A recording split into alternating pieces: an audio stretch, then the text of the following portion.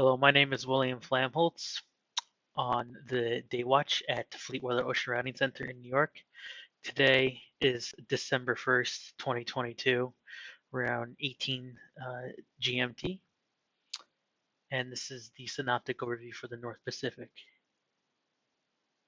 We could see a lot of cloudiness and showers in association with the North Pacific Gale track. We have one decaying low pressure system with a cold front extending southward towards the Central Pacific.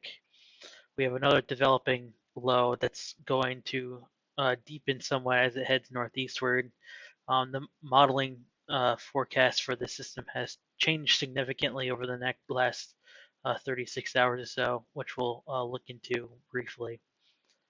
Um, as the system moves northeastward, it'll push a cold front eastward along with it that will reinforce an area of rough to very rough to occasionally high seas south of the Aleutian Islands. And then along the southern edge of this cold front, we might get a Kona Low developing northwest of Hawaii um, in the medium term that will slowly drift westward or west southwestward through the long range. However, as we'll look into this system as well, modeling has been very inconsistent with this feature. So it's kind of going to be a wait and see type of situation with that.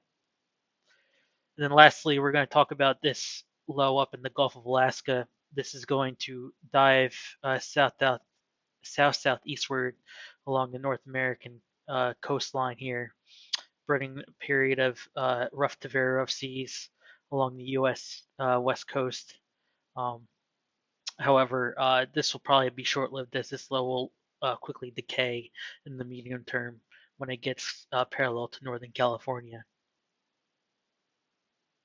Next, we'll take a look at what the modeling trends have been using tropical tidbits. We could see the development of our low, next low, right here on the modeling. We have that low that's currently sitting south of the Aleutian Islands that's going to be decaying over the next few days, and then here's our Gulf of Alaska low. Now, if we play this forward if we play this forward in time to about December 4th, we could see our low begins to move northeastward into the Bering Sea, pushing this cold front um, eastward here. That low that was further off to the east is now getting absorbed into this cold front by this point.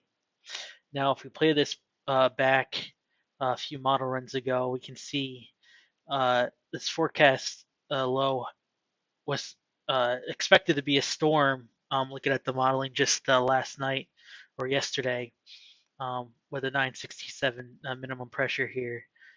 However, as we could see, we play this back towards the most recent model forecast. The system looks much more strung out, less confined, and this is good news, as the seas will be lower as a result. The winds will be weaker, though they will get gale force intensity along this cold front. Nonetheless, instead of seeing very high seas in this area, we'll see some high seas, but mostly very rough seas during this time period. We could see that low that was in the Gulf of Alaska is also pushing south-southeastward, as we mentioned earlier, along the U.S. West Coast. Now, if you play this forward towards the 5th and the 6th, as that cold front south of the Aleutian Islands pushes eastward, we get this Kona Low developing to the northwest of Hawaii. The pressure gradient is likely going to be very tight if this does develop, with this high pressure sitting to its north, bringing some gale and storm force winds in very rough to high seas, especially in the northern side of this circulation, as the system moves slowly to the southwest. Again, though, if we go back into previous model runs, even just a couple model runs ago, the system's not even there. So this forecast has been pretty inconsistent, and like I said earlier, this will have to be a wait and see type of situation to see how this forecast evolves over the next couple days. Now, if we use the GFS wave forecast to look at the seas over the next few days, we can see that area of very rough seas south of that low in the Gulf of Alaska. We'll start there first. We could see a somewhat reinforcement of those very rough seas as the low moves southeastward. Um, However, by the fourth and fifth, as this low begins to decay, the sea should abate a little bit. And then by the fifth, they will be below rough seas criteria. We backtrack this now to look at our low pushing um, northeastward towards the Bering Sea. You can see that cold front begins to really develop by December 3rd, south of the Aleutian Islands, and then we get an area of very rough seas developing south of the Aleutian Islands shortly thereafter. And then as the low begins to strengthen in the Bering Sea and the cold front becomes more amplified, we get area of high seas locally developing in the same area along the cold front. But by the 5th, as that cold front begins to weaken, sea should abate south of the Aleutian Islands. However, we can see seas beginning to increase where that Kona Low is expected to develop. Then we very quickly get high seas developing in the western northern sides of the circulation. So we'll have to closely watch this forecast, especially since this time of year, a lot of westbound vessels from North America to Asia take a southern route. So this could throw a crutch in the routing um, during this time frame.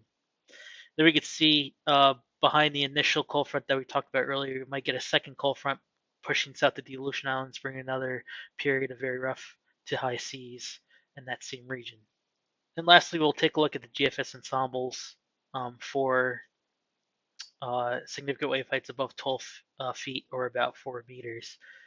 Um, if you play this forward in time, we could see as that cold front pushes eastward, there's a high probability that we'll see area of very rough seas developing south of the Aleutian Islands, persisting through much of the next week as we get the reinforcement uh, of cold fronts during this time.